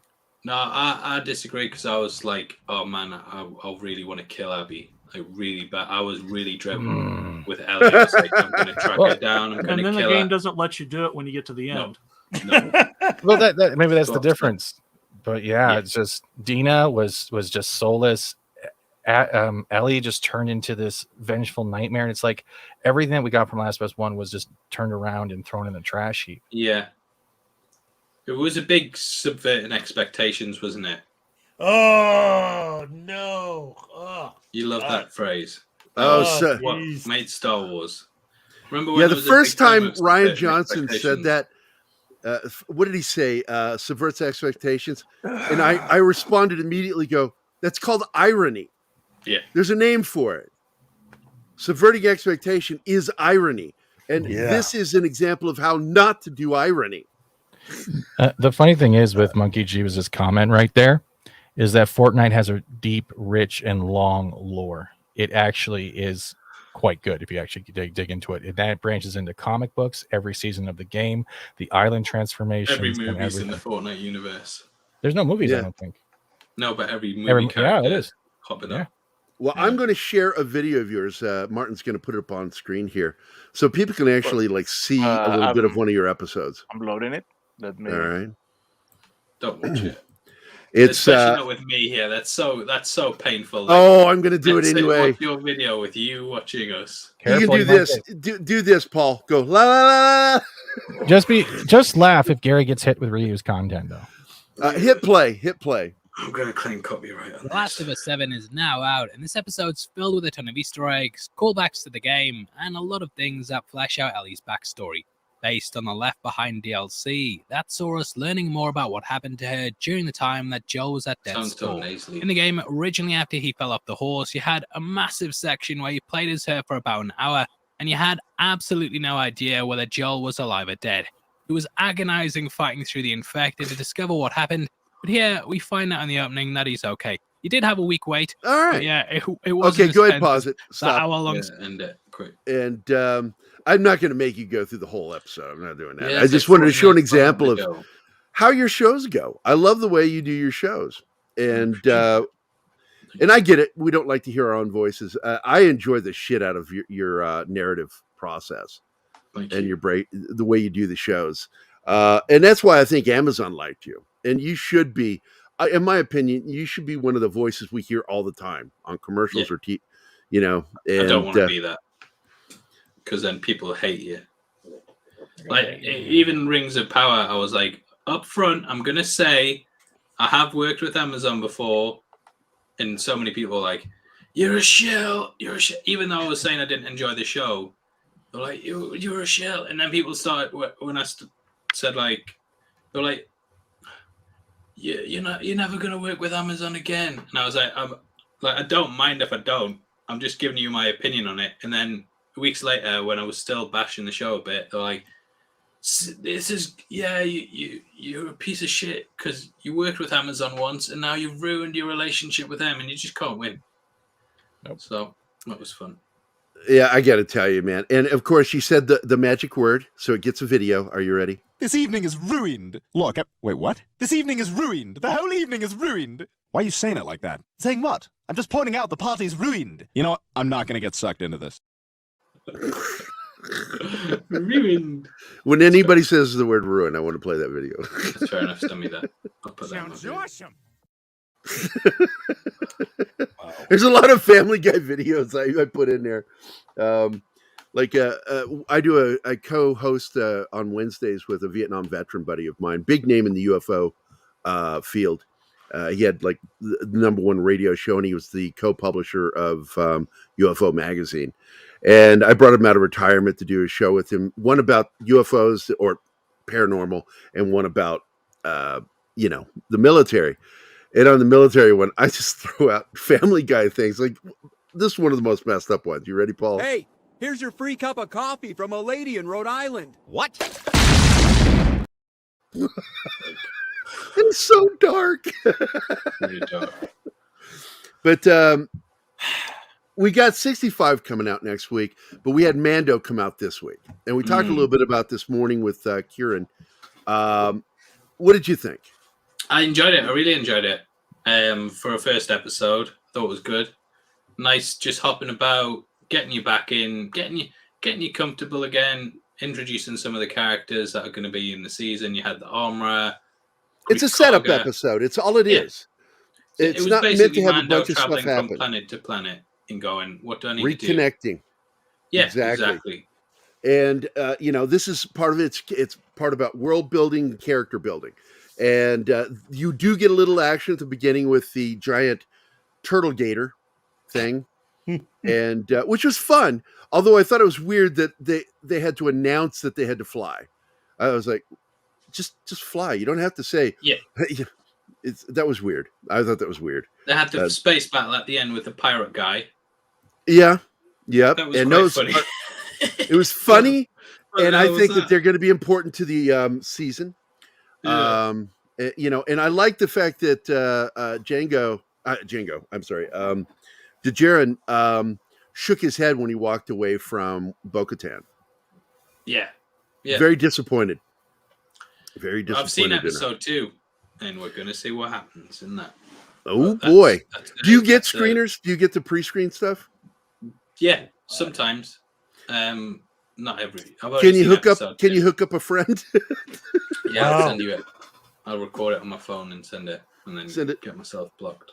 Yeah, I know. Really, you can just find most stuff on TikTok, anyways. People are uploading the movies in like minute formats all the time. Yeah. Really? I found all the spoilers from Ant-Man and most of Ant-Man. I didn't even need it in English, and I was watching and going, wow, this is even bad on TikTok. It's probably bad in person. Yeah, definitely. By the way, we have Andy Morrow is in the house. Arwen Avalon is here. I don't know, Martin, is Just Star Wars somebody's name, or are you writing that there? I don't know with the private chat. Someone's name. Okay, Just Star Wars. And Dogler is here. He's a regular now.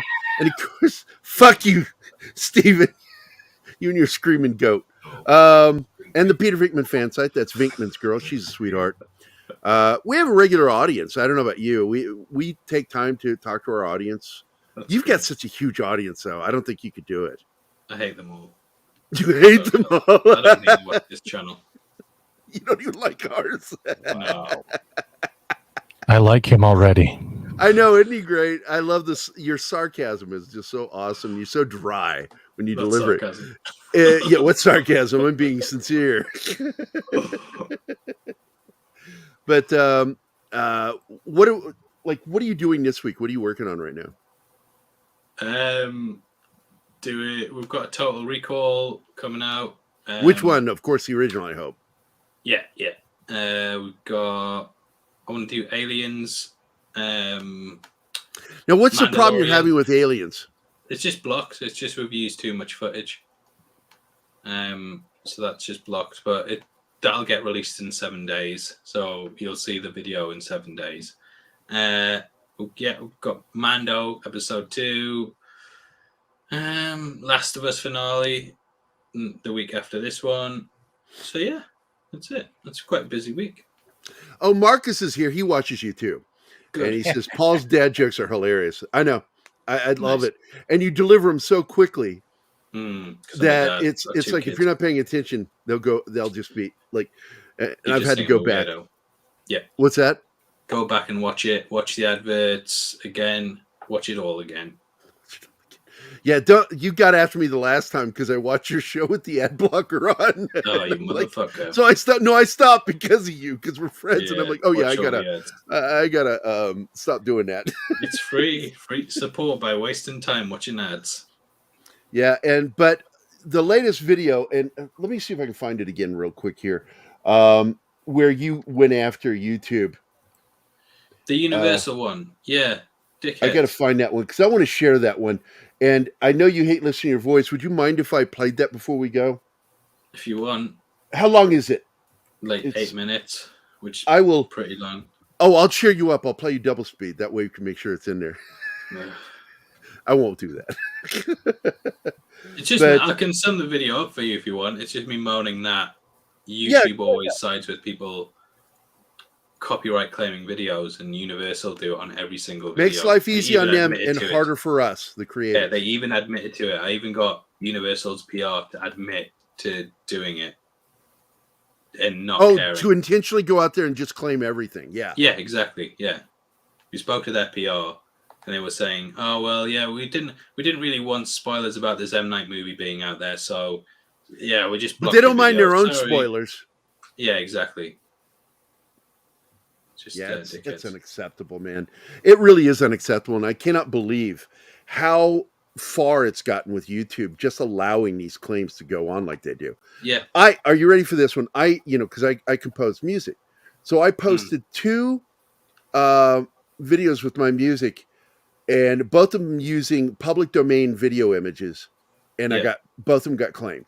My music. It's crazy. Yeah, crazy. That's the thing, though. Like, there's so many people who just won't dispute it, that they just think this is the way YouTube works, and you just have to keep disputing it until they drop the claim. Nope. Thick Story says, "Hey Paul, if you want to take a break and not cover the Last of Us finale, that'd be totally fine. Thanks." Yeah, I love Thick Story. I'm assuming a lot of people that watch us know who you are, and they better.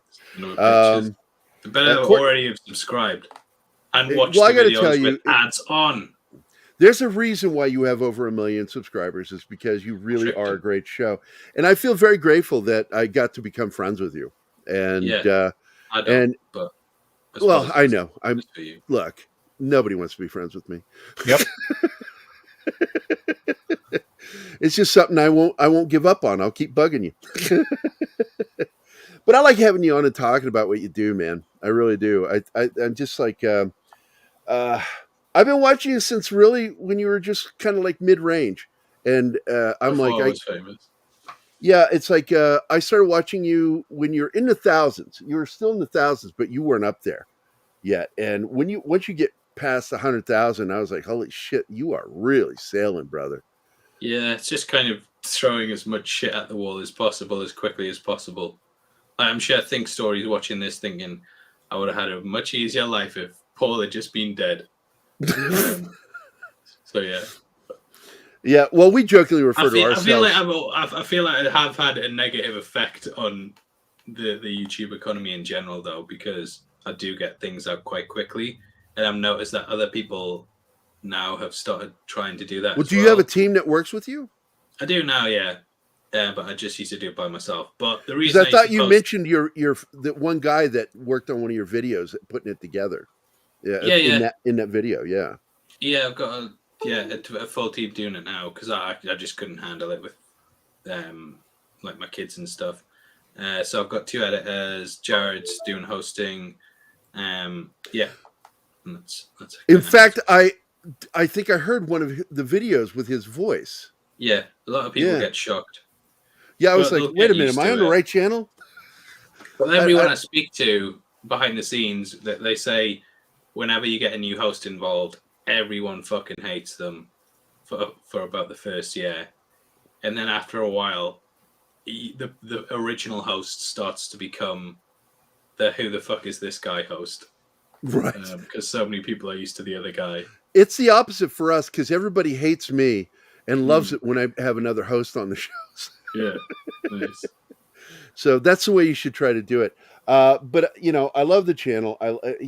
We all love the channel, dude. You've got one of the best channels, and I want to have you on more often. I'd actually like to have you on just to come on and talk about stuff. Well, pay up. And what we've been doing for the past half hour. Something like that. Just talking shit. Talking shit. What did you guys talk about with Geekosity? Well, Geekosity, we talked about some of his, because what's really funny, just 3 weeks ago, I was asking Kieran, like, how much are you writing? He goes, oh, not much. I'm just doing a little bits here and there. Now he's the lead writer for the magazine 3 weeks later. And his name is all over the place because apparently they lost 2 of the writers. Okay. Which, I was okay with. I liked both of them. But the one, she was an amazing journalist. The husband, not so much. He did a lot of copy and pasting. He's one of those people that, is trying to get the word count up. So he puts in a lot of like puff stuff in there. Like, by the way, the Yellow Lantern's weakness is, and it just goes into saying, it's like, weren't you supposed to be talking about this movie? You're going into a lesson. We don't need your lesson. We want to know where this is going. And he would do that. And I'd poke fun at him, but Kieran is a very good journalist. He does a good job. I like his writing. And Mikey's actually a good journalist. He wrote for like some of the top, like Cinescape magazine. I'm sorry, Cinefantastique magazine. He used to write for them. And so Mikey and Keith and I are friends, and we talk on a regular basis, like every day we talk. And but Mikey's got his own TV show now. Oh, cool. Doing well.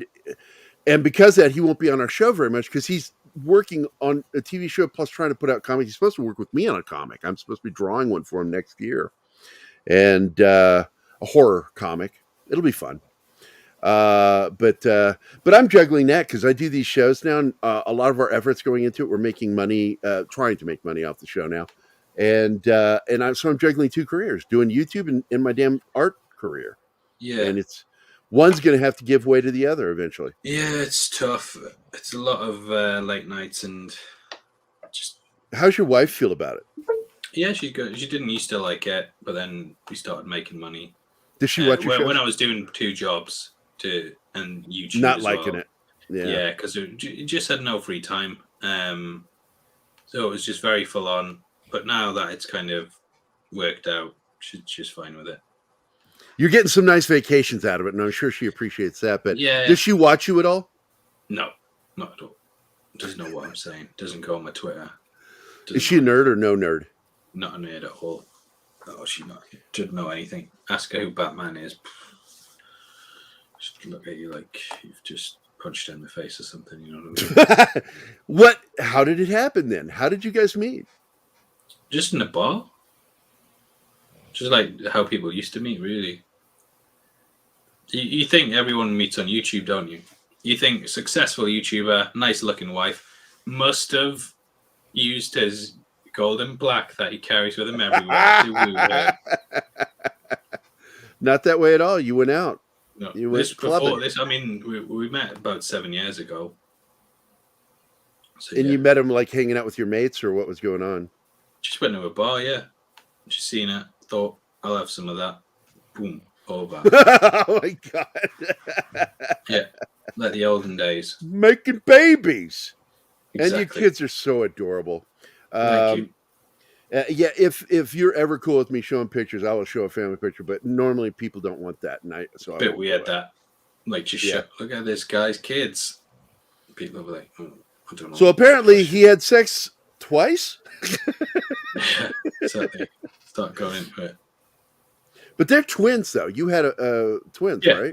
Yeah. Yeah. We didn't have two. We don't have 2 1-year-old kids. Pregnancies. On twins. I'm not fucking Irish. Yeah.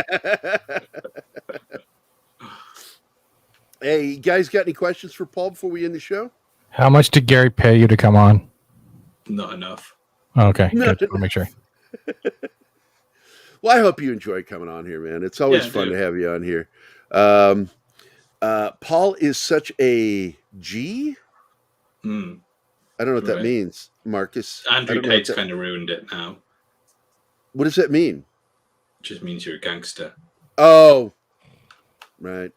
I have a limey actor friend who's played gangsters in film and on TV.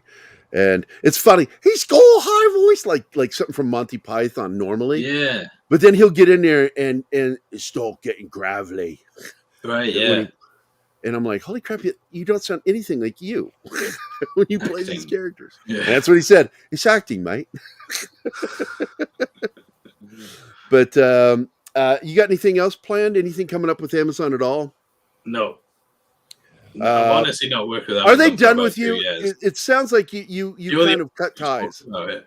Yeah. Well, they weren't like, I wasn't officially on board with them. I just did a couple of videos for them. That was about it. It wasn't like I was employed by them or anything. You were contracted. Got you. Yeah, just contracted to do about 2 videos, I think it was. I think you made a bigger deal out of it than I ever did. I thought it was really cool. I thought it was really cool. It was nice to be asked, definitely. You know, I like shit like that when people do the thing they love to do and get paid for it. No, it was good. And I guess the last thing before we go is Invincible season 2. What are we thinking? When's that coming out? Any word? Yeah, actually, I'm quite excited for that. Me too. I think that might be September. I don't know, so I haven't spoken to anyone behind the scenes about this, but I imagine it's that they said it was towards the end of the year, so I'd imagine about September onwards, maybe. Don't go printing this like heavy spoilers says Invincible. Heavy spoilers tells us September, because I've absolutely no idea. No idea. Please don't quote me on that. Everybody, please go out and quote him on that. Yeah, that's exactly what people will Make do. sure to tag and When hashtag. he said it, it was like when Andrew Garfield kept saying he wasn't in Spider-Man. Like, well, the way you said you weren't in it. Exactly. Donnie Pearson is here. I hope everybody enjoyed the episode today. It's great having Kieran on. It was awesome having you back on again, Paul. Yeah, thank you. I'm not going to wait as long. I'm going to try to do it at least every 6 months, have you on. Well, it's just nice to say hi to you. You too. And, well, we really like you. I don't know if you like us at all, but we like you. But I appreciate being asked to do something. Had a free afternoon. No, it's not. And it's awesome. Right. Is that tattoo new? Yeah, I've had tattoos for years. I don't remember that one from last time. Oh, don't think I showed you my arms. So that's probably right. You'll have to update the family photo that you keep showing everyone. Just squiggle on my arm. He's got a tattoo just here, you know. Anyway, I appreciate you coming on, Paul. It's really awesome having you. We've reached the end of the show. Our producer is in the back, Bill. I want to thank everybody for watching. Donnie Pearson showed up last minute. Andy Morrow from the UK. Venkman Fangirl. Penny. Let's see. Or Venkman's Girl. That's what she goes by. Let's see. Marcus Dogler. Let's see. Just Star Wars. Arwen Avalon. Andy Morrow, I mentioned you already. He's another limey. Zax, a.k.a. Kyle. Wajid Leakey. Real Wade Nation Gaming. Cecilia Rivera. CC. Monkey Jubas. Thank you. Come again. Boosh McFadden. Parrothead. Dragon Ruse. Anima Confusa. Love of my life. That's my girlfriend. And Socks Bulletins. And Penny. Thank you all for being here and in the chat. Matt Vader. Fuck you, Matt Vader. Where were you? We missed you, buddy. He's with Salty Nerds, a good show out of Vegas. Man, thanks for being here, man. Bill, take us out of here.